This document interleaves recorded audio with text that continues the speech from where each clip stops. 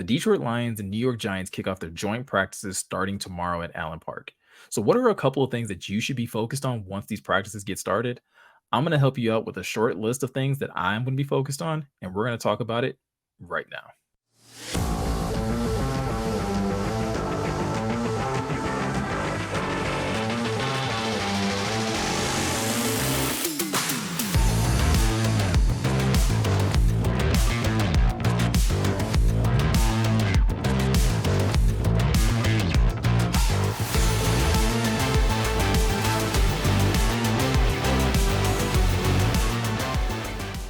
What's going on, Lions fans? Welcome to the Pride of Detroit YouTube channel. I'm Miko, and in today's video, we're going to talk about a couple of things that I'm going to be focused on once the Lions kick off their joint practice with the New York Giants. And hopefully, this list will be helpful for you so that you have a couple of things that you can also choose to focus on once these practices get started.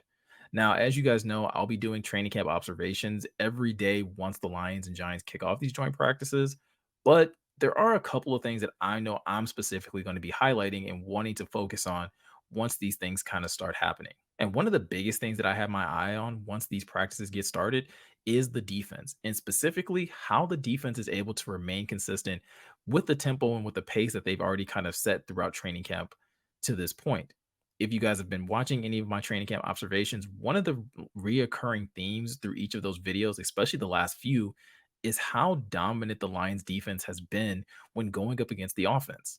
Whether it's the secondary, the defensive line, or the linebackers, the Lions have found ways to make plays all over the field defensively. And that's a trend that I would love to see continue once they match up against Brian Dable's offense. We all know about the weapon that the Giants have in Saquon Barkley, and we know that they re signed Daniel Jones in the offseason. But they also added Darren Waller at tight end. They drafted Jalen Hyatt, the wide receiver out of Tennessee.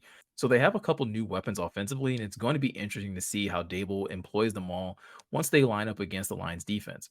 But no matter what situation the Lions defense finds themselves in, I'm still expecting them to showcase that high level of play that they've showed to this point.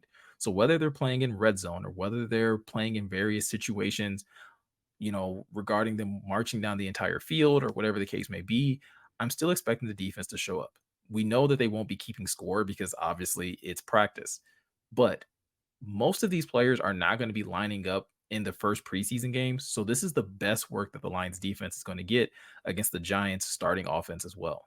Now, another thing that I'm going to be really focused in on once these practices get started is on the offensive side of the football, and it's specifically looking at the wide receiver core. Now, it has nothing to do with Amon-Ra St. Brown because we all know that to this point, Amon-Ra St. Brown has been unguardable throughout training camp. So he's not someone that I'm particularly focused on. It's actually the others. Where I'm talking about Jamison Williams, Josh Reynolds, Khalif Raymond, Marvin Jones, and all the guys that are also fighting for a roster spot at the wide receiver position. None of those guys have been able to have consistent days. They've either had moments or they've had days where they've had a really good day, but it's no one's yet to rise to the level of Amon-Ra St. Brown and showcase that level of reliability that he has with Jared Goff. So going into these matchups against the Giants, it's going to be really important to see who rises to the challenge and who can prove to be a reliable threat in the passing game, whether that's the short game, as a deep threat, or whatever the case may be.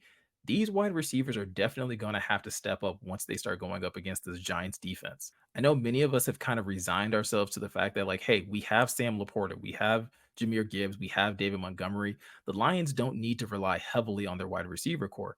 And to an extent, I agree with that. But at the same time, you do want to be able to see someone else be a threat on the outside beyond just Amon-Ra St. Brown.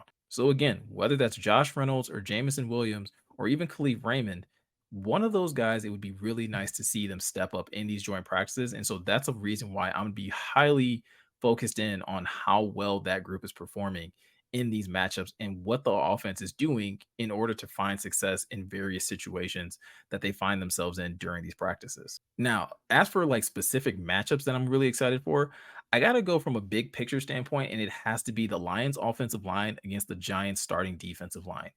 These are two of the better units in the NFL when you look at the Lions starting offensive line of Taylor Decker, Jonah Jackson, Frank Ragnow, Panay Sewell, and yeah, they're still kind of figuring out right guard whether it's going to be Graham Glasgow or Halapoli Vati. But whatever they choose to do at right guard, you still feel really good about this offensive line as a whole. And when you look on the opposite side of the Giants' defensive line, they pose some really good talent as well. When you look at the likes of Dexter Lawrence, Leonard Williams, Kayvon Thibodeau, BJ Ojolari, and a couple of other guys on the edge that can easily rotate in. Not to mention the puppet master behind the scenes in Wink Martindale, who is sure to be queuing up a number of different things defensively to give this offensive line some trouble. So when those two units meet up in practices, I'm going to be really zeroed in on understanding who's winning reps and where each group is finding success. We all know how things went last season when these two units matched up against each other, but it's fair to say that that's going to be very different than what is going to happen this time around in training camp. Again, this isn't a game per se, and obviously we're not going to be keeping score, but the coaches are going to be trying to put these units in situations where maybe one unit may have an advantage and the other one is going to have to find a way to get success the hard way. Whatever the case may be, I'm going to be really focused in on these two groups and just the overall battle between a really strong defensive line and a really strong offensive line. Now, moving on to the fourth thing that I'm going to be really anticipating and really kind of zeroed in on once these practices kick off is actually a more zeroed in approach of that matchup that I just talked about between the offensive line and defensive line. And when I'm talking about the Lions offensive line, I'm specifically going to be focused in on how well the matchup of Panay Sewell versus Kayvon Thibodeau goes. Now, Sewell and Thibodeau are both considered cornerstones for their franchise, and it just so happens that they've spent a lot of time together at the University of Oregon. So we're talking about former teammates that are fairly familiar with each other, but are both in the part of their careers where they're looking to help grow their games. And so it's going to be really interesting to see what those matchups look like, especially since, unless you were an Oregon Duck fan, you probably weren't following them very closely at their time in college. So it's going to be somewhat interesting to just kind of get the nostalgia feel between the two of them and see what type of good work they're able to get. Now, obviously, Panay's been getting a lot of tough matchups from Aiden Hutchinson. And at the same time, Kayvon's been getting a lot of good work from the likes of Evan Neal and Andrew Thomas. So it's going to be really interesting to see how those two kind of match up and who comes out on top in each of their matchups, whether that be on 11-11, if they do some one on one drills. Just going to be really interesting to see how both of these players have progressed with Sewell going into his third year and Kayvon going into his second year. Now, on the flip side of that, I'm actually also going to be very interested in seeing how Aiden Hutchinson does against the likes of Andrew Thomas. Much like Sewell, Andrew Thomas is also considered a franchise cornerstone for the Giants and someone that they've invested in heavily and someone that they feel very strongly about on their offensive line. And the same can obviously be said of Aiden Hutchinson, who was the Lions' second overall pick last year, a few spots ahead of Kayvon Thibodeau. So seeing these two get good work against each other is also going to be a really good measuring stick on just how much further Aiden's game has grown and where he can still look to improve his game going forward. We all know about how dominant he's been in training camp to this point, and it's been something that's been almost another reoccurring thing in the same way we talk about Amon-Ra St. Brown on the offensive end. Hutch has found ways to either get tackles for loss, sacks, or just again just show levels of maturity in his pass rush ability. Going up against the likes of an Andrew Thomas is going to be a really strong test for him, while also giving him hints on areas where he too can improve his game.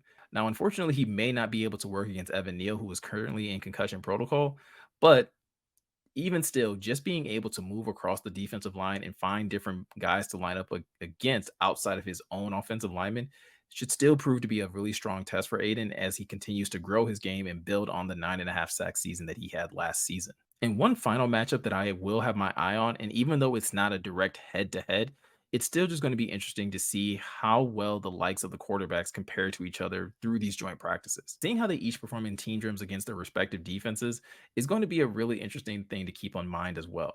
Both of these quarterbacks benefited greatly from changes at either offensive coordinator or head coach. So to see how they're each progressing under the new play callers is going to be really interesting. Now, like I stated earlier, I would like to see Jared Goff find some success with some wide receivers that are not Amon-Ra St. Brown. But let's not hide behind the fact that Jared Goff has been having a really strong camp to this point. And so that's something that I do kind of intend to see continue once these joint practices kick off. And as far as Daniel Jones go, it kind of goes back to what I was saying at the beginning of this video about the defense still having consistency. While the Giants found enough reason to re-sign Daniel Jones to an extension, I still don't believe him to be a top-tier quarterback. And so that's one of the reasons why I expect this defense to still perform really well once they line up against him. So again, while they're not necessarily going head to head against each other, It would be nice to see Jared Goff have more success against the Giants defense than it would be to see Daniel Jones have success against the Lions defense. So guys, that's going to do it for today's video. Let me know in the comment section below what you thought of this list. Is there anything that you specifically are going to be focused on once these joint practices kick off? If so, let me know below and we can definitely have a conversation about it. Also, if you're looking for any additional coverage on the Lions, be sure to head over to pridedetroit.com where we're always posting new articles and new updates to the website. And if you're new to this channel, please be sure to subscribe and hit that notification bell. That way you can be notified anytime we upload a new video to our channel. Once again, guys, I'm Meko with Pride of Detroit. Thank you for watching, and I'll catch you in the next one.